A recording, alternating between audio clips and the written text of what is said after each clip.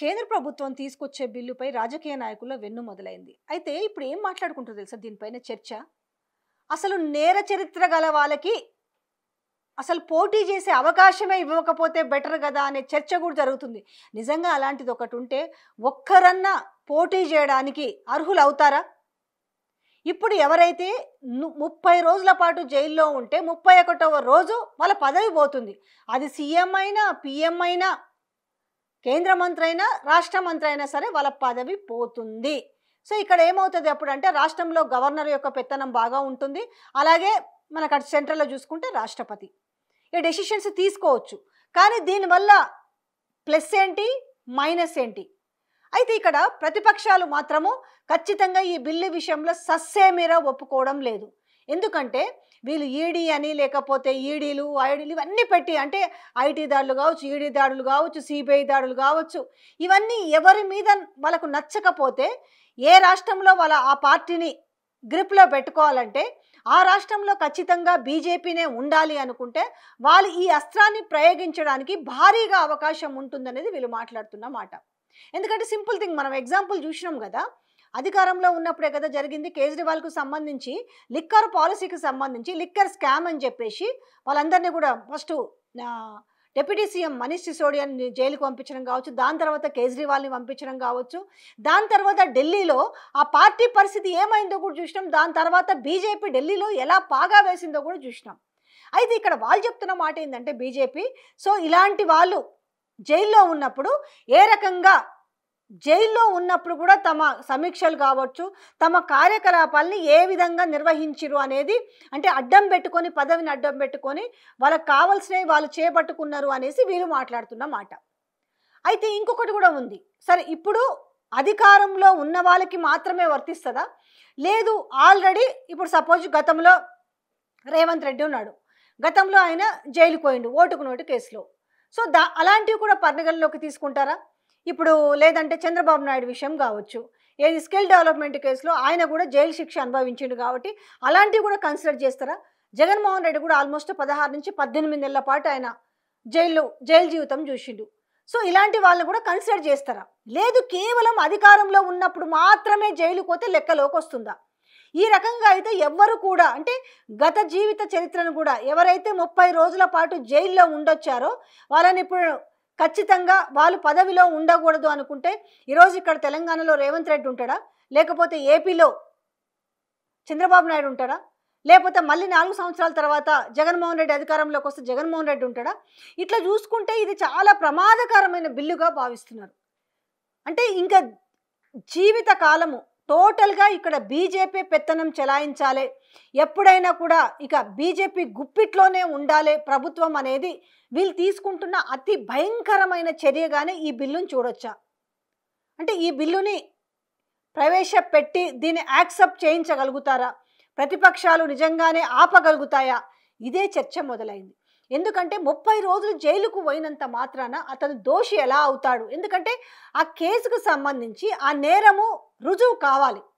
ఇప్పుడు నేరారోపణలతోటే జైలుకు పోతుంటారు, పక్కా దొరికిన వాటికే శిక్ష లేని పరిస్థితి, అది వేరే విషయం అనుకోండి. ఇప్పుడు సపోజ్ రేవంత్ రెడ్డికి సంబంధించి ఓటుకు నోటు కేసులో పక్కా దొరికినప్పటికి కూడా దానికి తర్వాత ఎలాంటి శిక్ష ఉంటుందనేది అయితే తర్వాత చూడొచ్చు. కానీ ఇప్పటికైతే ఏముంది, ఆ కొన్ని రోజులు జైలుకు పోయి తర్వాత బయటకు వచ్చిండు. అలాంటిది నేర ఆరోపణలతో జైలుకి వెళ్ళే వాళ్ళు ఉంటారు. అయితే ఈ 30 రోజులు క్రైటీరియాగా తీసుకుంటే అది వర్కౌట్ అవుతుందా?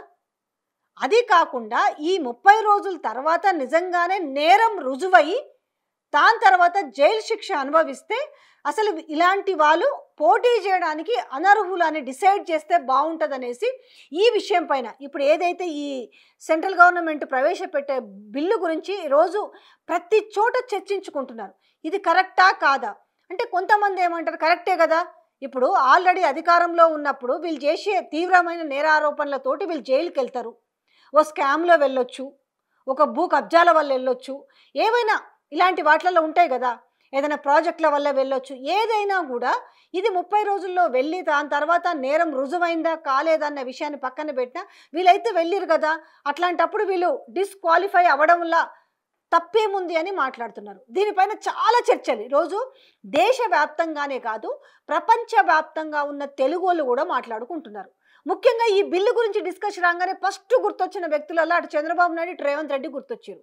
ఎందుకు అనంటే అరే ఇది ఇప్పుడే ఇంప్లిమెంట్ చేస్తారా, అంటే అప్పుడు వాళ్ళు జైలు శిక్ష అనుభవించారు కాబట్టి ఇప్పుడు వీళ్ళు డిస్క్వాలిఫై అవుతారా అంటే ఇమ్మీడియట్లీ వాళ్ళకు థాట్ వచ్చింది ఇదే విషయం.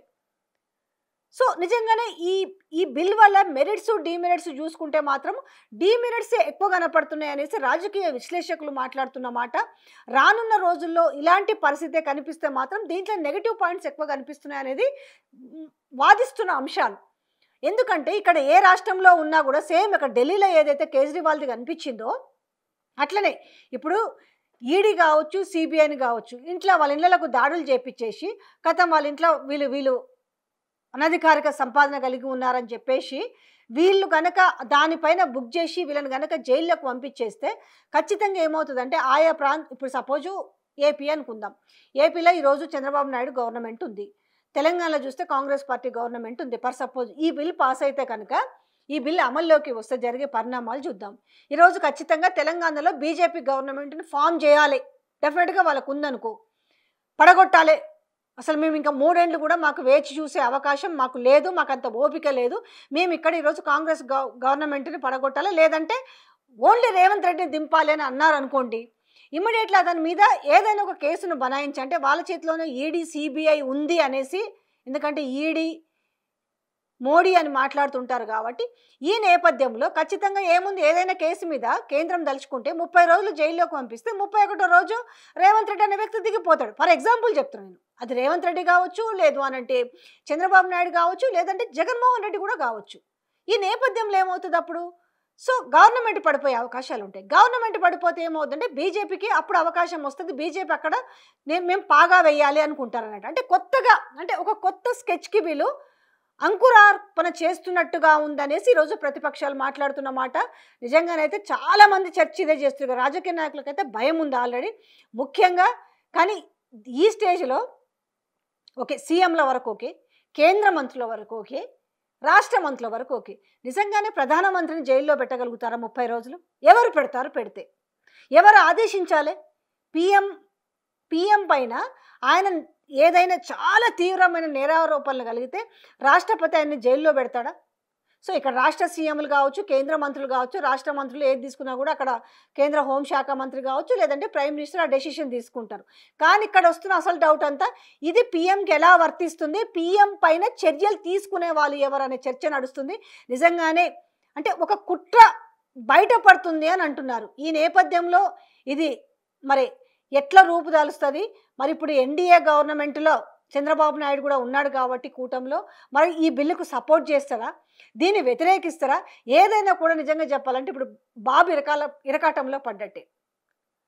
అంటే జగన్మోహన్ రెడ్డి కావాలనుకుంటే విభేదిస్తుండొచ్చు కూడా, ఎందుకంటే ఆయన ఇప్పుడు ముఖ్యమంత్రి స్థానంలో లేడు కాబట్టి. కానీ ఏది ఏమైనా ఇప్పుడు వచ్చిన ముప్పంతా ఎవరికంటే అసలు అటు పోవాలా ఇటు పోవాలా, ముందుకు పోవాలా వెనక్కి పోవాలా, అంటే మెడపై కత్తి ఉంటుంది చూసినావా, ఆ రకంగా ఈ బిల్లుకు మరి వ్యతిరేకిస్తాడా లేకపోతే దీన్ని ఆమోదిస్తాడా అనేది మరి చూడాలి.